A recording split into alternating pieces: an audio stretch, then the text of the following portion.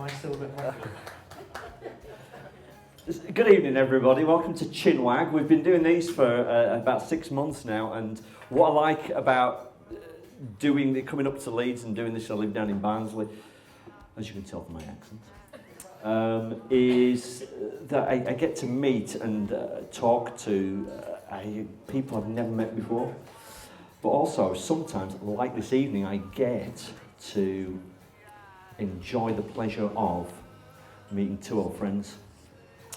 And I have a slight bone to pick with both of you, because going back to 1995, I came to New York, and it was a wonderful experience. Johnny paid for me to go for my 30th birthday.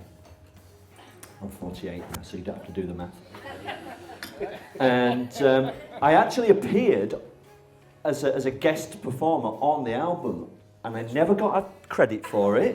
I never got a thank you on that or any subsequent album. Yeah. And it's always kind of stuck somewhere. It's always been a really strange felt body sense, which now as a therapist I can, having done a little bit of body work. I'd like to work through that with you if I can right now. Firstly, I'd like to publicly apologise in front of all these people for that, and I hold myself responsible, because I actually typed out those lyrics myself and credits, and to be honest with you, I can feel it lifting. I can feel the pain. Oh, it's not pain, it's more of a kind of tension around sort of that area. I don't know what happened. I do remember you being there in the studio, which was actually the studio where I used to work in New York. That's right, yeah. I clapped on it. I clapped on the last track of that album. I clapped and I stamped to my feet as well. And I had some trousers that had buckles on the bottom. Gaz, do you remember those trousers? Yeah. Gaz had a pair as well. We used to walk around Leeds. Yeah. Well, walk is probably not the best way to describe how we used to crawl. God, well, how many years has it been since well, I know you've been back individually, but as the colossus that is Spacehog, how long's it been? 15 years, I think. Yeah.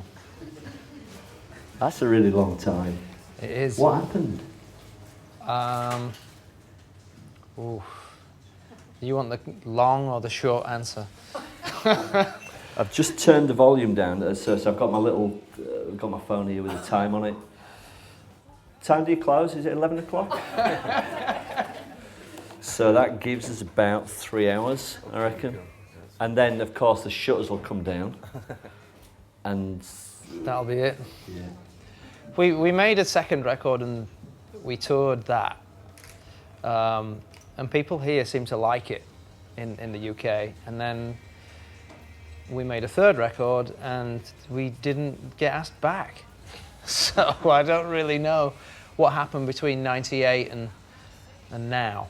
But we were enjoying a certain amount of record company support, which wasn't available to us, and still isn't available to us. But this time we were kind of determined and felt we had a great record, and we all fancied a trip back, really.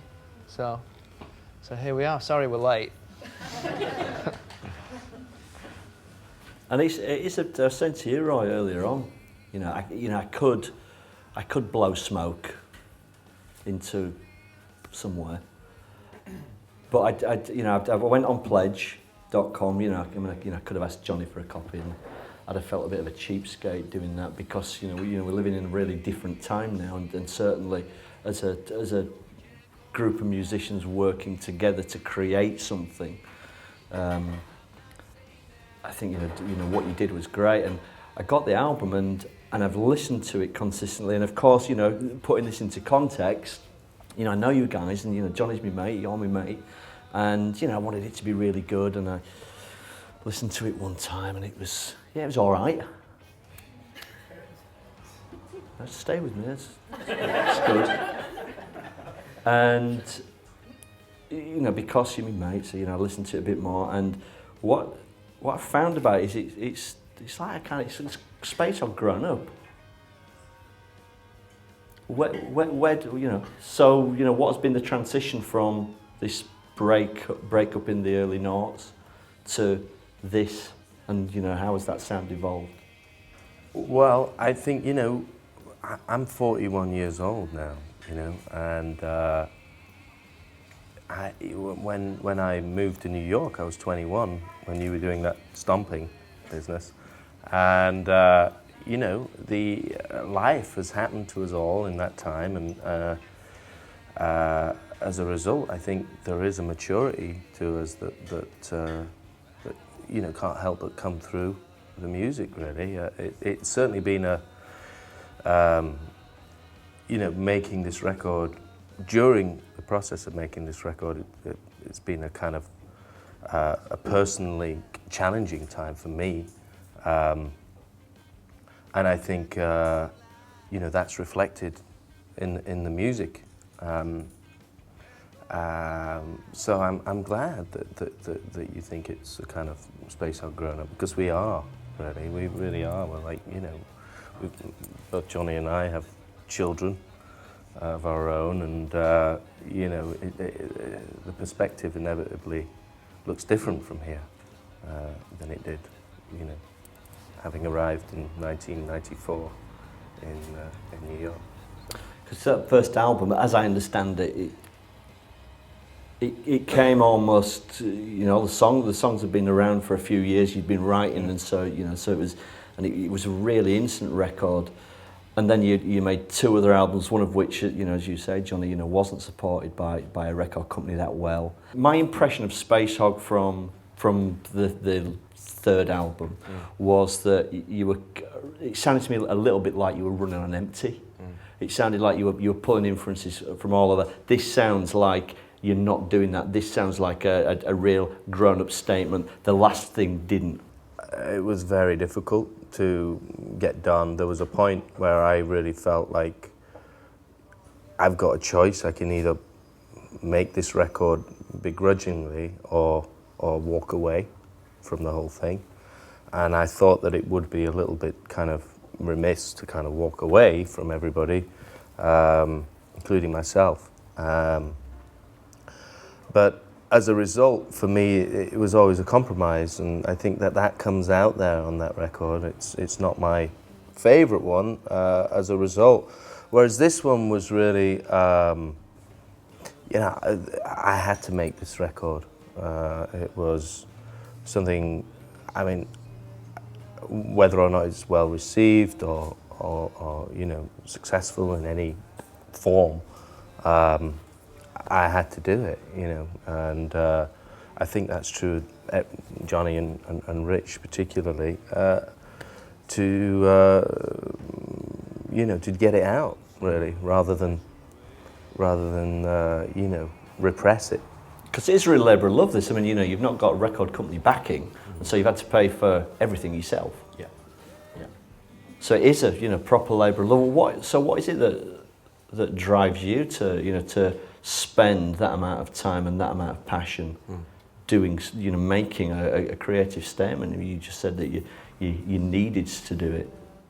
Yeah, I think so. I've, you know, there was a sense, I think, when we got to 2001 and we finished the third record,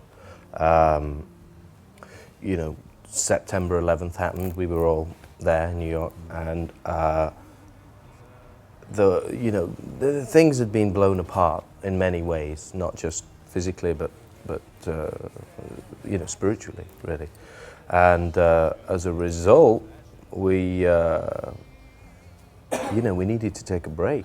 And however, that kind of, you know, it was a kind of sideswipe for the world and for us. And as a result, we never really got to have a sense of completion or fulfillment in that way. Creatively, I think, as a group, we were always kind of,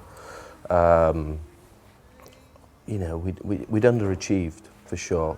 I certainly felt like we had, and especially having some time away, working with other people, who were not as good in a way, or certainly not as good a fit.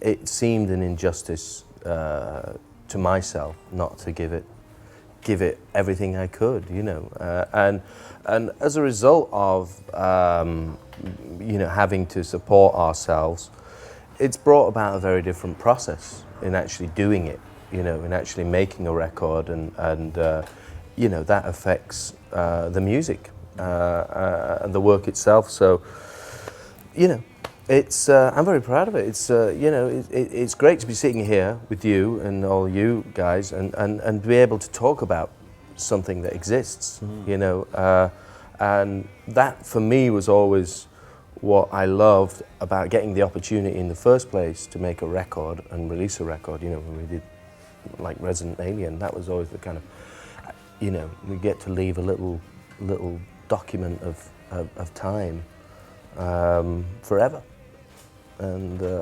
that's a beautiful thing to me.